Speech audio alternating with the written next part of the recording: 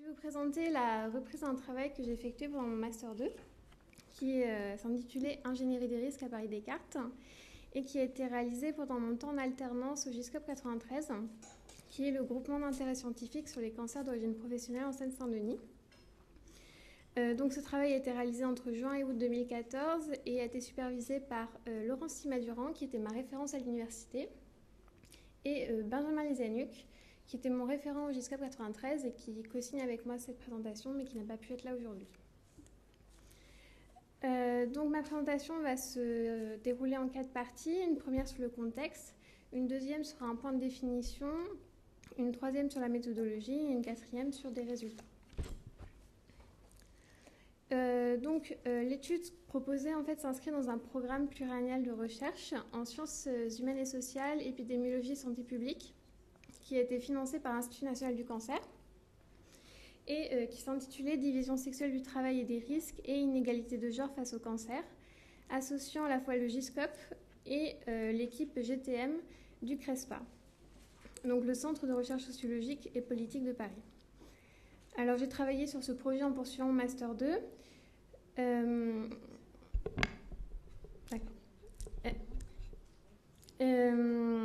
Et je travaillais plus spécifiquement sur la partie géographie du projet INCA, parce que j'ai une formation en fait en géographie, et je devais questionner la visibilité des cancers d'origine professionnelle en fonction du genre en Seine-Saint-Denis. L'étude que je vais présenter aujourd'hui s'appuie sur ce projet de recherche, mais est un travail parallèle et complémentaire que je devais réaliser pour ma formation à l'université. C'était l'une des exigences de mon master. Donc, au lieu d'aborder directement la question de la visibilité des cancers d'origine professionnelle en fonction du genre, je me suis intéressée plutôt aux représentations par un échantillon de la population du risque de cancer lié à l'industrie, et j'ai essayé de voir si les notions de genre et de visibilité ressortaient d'elles-mêmes sur ces discours. Donc je me suis appuyée sur des entretiens semi-directifs que j'ai réalisés pendant ces 3 mois. Et je suis partie de 2 questions en fait. C'est existe-t-il des variations, des représentations en fonction du genre sur les risques professionnels et plus précisément sur les cancers d'origine professionnelle, ou les propos en fait différaient-ils quand une femme ou un homme parlait. Ces représentations seront étudiées en Seine-Saint-Denis, plus précisément dans la plaine Saint-Denis. Donc ceux qui ne connaissent pas, la Seine-Saint-Denis est un département limitrophe au nord-nord-est de Paris. Les communes en rouge sont celles sur lesquelles j'ai travaillé. Et en fait, les communes de Saint-Ouen, Aubervilliers et Saint-Denis forment la plaine Saint-Denis, qui a été un territoire particulièrement industrialisé au XIXe siècle, à la suite de lois interdisant l'installation d'établissements dits classés ou insalubres dans une agglomération dense. Donc en fait, toute la métallurgie, la chimie, les abattoirs sont arrivés en Seine-Saint-Denis et ont quitté Paris.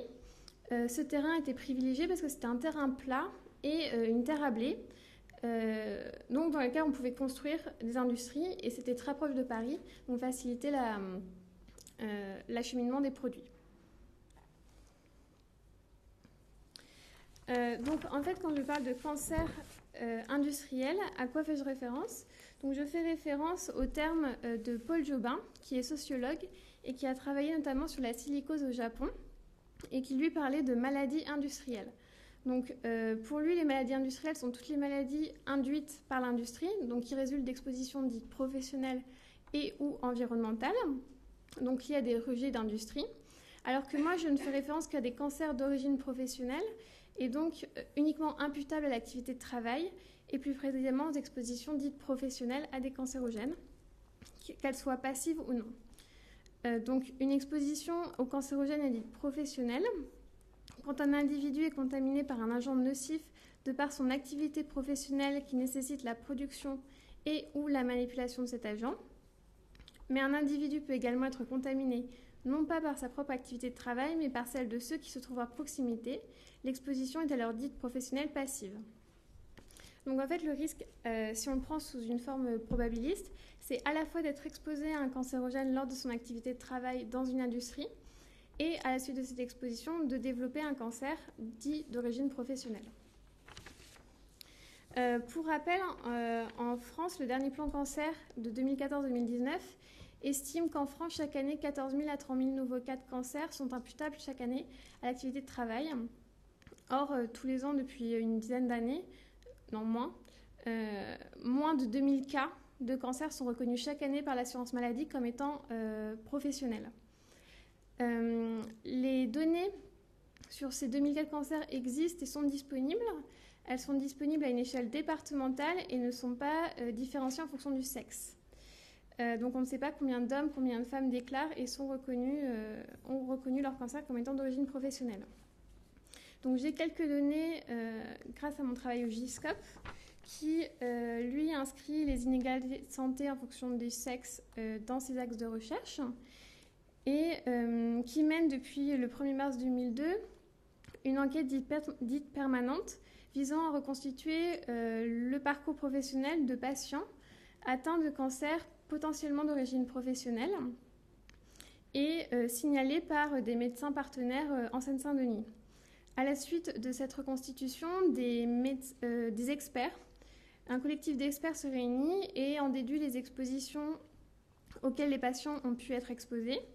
Le patient reçoit cette liste et, en fonction des politiques de déclaration, est encouragé ou non à déclarer sa maladie, puisque des patients sont exposés à des cancérogènes, mais leur exposition n'est pas conforme, on va dire, au tableau de maladie professionnelle.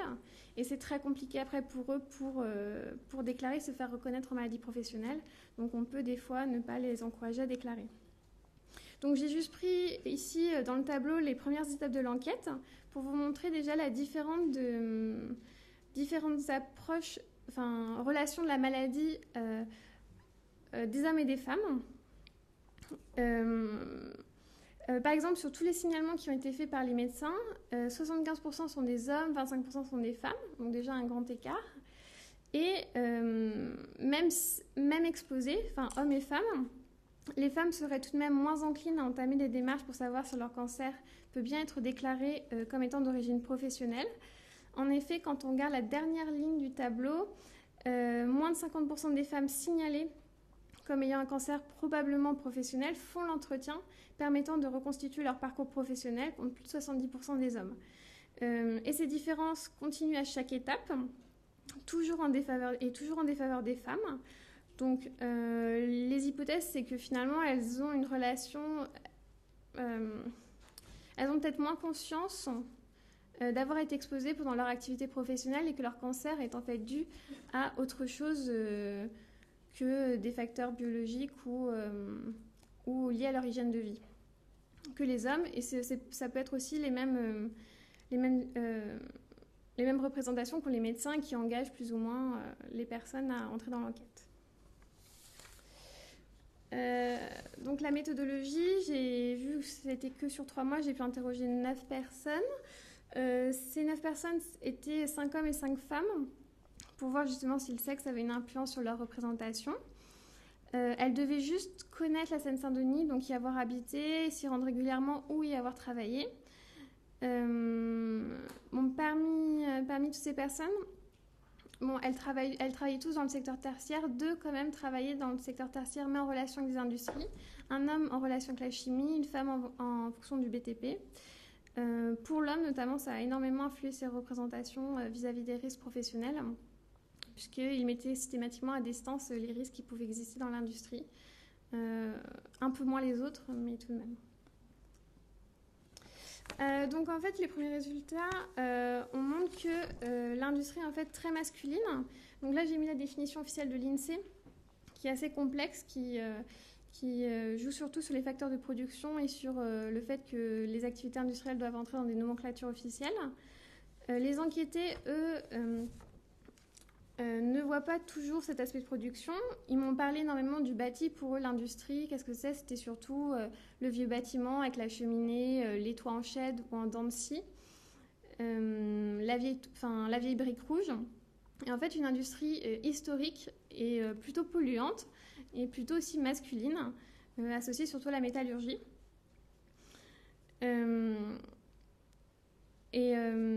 Et aussi associé, on m'a aussi beaucoup associé l'industrie à son personnel, c'est-à-dire qu'on me décrivait l'industrie par qui ils travaillaient. C'était surtout des hommes, et ça, j'y reviendrai. Et 3 secteurs d'activité ressortaient de leur discours, l'automobile, la chimie et le BTP, qui sont, à l'exception de la chimie, plutôt masculines.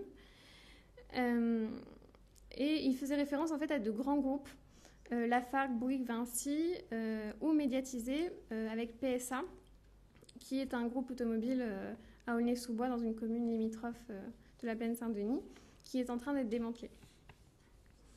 Donc on a en fait déjà un nombre de secteurs potentiellement exposants, limités dans leur représentation, et très masculines. Pourtant, quand on regarde les données INSEE, en termes de nombre d'industries sur le territoire sécano-dionysien, ce sont les industries textiles qui sont les plus présentes, donc plutôt féminines pour le coup, mais qui sont plutôt en fait des petites ou des très petites industries, et donc moins visibles, qui marquent beaucoup moins le paysage, et en fait qui rendent le travail féminin invisible par ceci.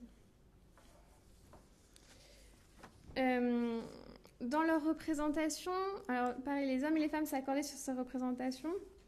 L'univers industriel est un univers risqué. Cependant, le risque cancérogène est en fait très minime pour eux, puisque depuis le scandale de l'amiante, il serait impossible en fait qu'un travailleur soit exposé volontairement, en tout cas à un cancérogène reconnu. Or, l'enquête Sumer, donc surveillance médicale des expositions aux risques professionnels en 2010, estime tout de même que 10% des salariés sont encore exposés à un cancérogène, soit 2,2 millions de personnes. En fait, il y a une sorte de mise à distance systématique du risque. Et quand on interroge les personnes, quand j'interrogeais ces personnes, le cancer professionnel est pour eux quelque chose de très flou, impossible à reconnaître et impossible à différencier d'un autre cancer, qui sera un cancer habituel, on va dire, lié au tabac, à l'alcool, à l'hygiène de vie. Et donc, en fait, le cancer serait il y aurait une responsabilité individuelle à avoir le cancer, et ce ne serait pas du tout lié au travail. Et ces personnes qui pourraient potentiellement avoir un cancer sont surtout des hommes. Donc dans leur représentation, je leur demandais quel était le travailleur type pour eux dans l'industrie, qui pourrait être exposé. Donc c'est un travailleur homme qui travaille la matière vive, selon les enquêtés. C'est-à-dire que finalement, qui est en exposition directe avec les cancérogènes, ils ne font pas mention d'exposition dite passive. Et par exemple, dans le cas de l'amiante, c'était possible que des travailleurs hommes travaillent l'amiante, les stocks, les découpes, mais que des personnels féminins, plutôt administratifs, soient exposés régulièrement à l'amiante et développent 10, 20 ou 30 ans plus tard des pathologies cancéreuses liées à l'amiante, donc cancer mésothéliome, cancer bronchopulmonaire essentiellement. Donc au final, qui est exposé si les activités industrielles en Seine-Saint-Denis sont réduites à 3 secteurs d'activité? Les situations d'exposition sont des situations d'exposition directe, et si les exposés sont juste, entre guillemets, des hommes, les représentations sont très axées autour des hommes, et le risque cancérogène lui-même est résiduel. Le lien entre cancer et travail devient impossible à faire, et le risque qui à la base n'est pas acceptable devient de fait accepté, puisque ça serait, selon les enquêtés, le risque du métier et un risque destiné à une minorité de personnes selon eux. Merci beaucoup.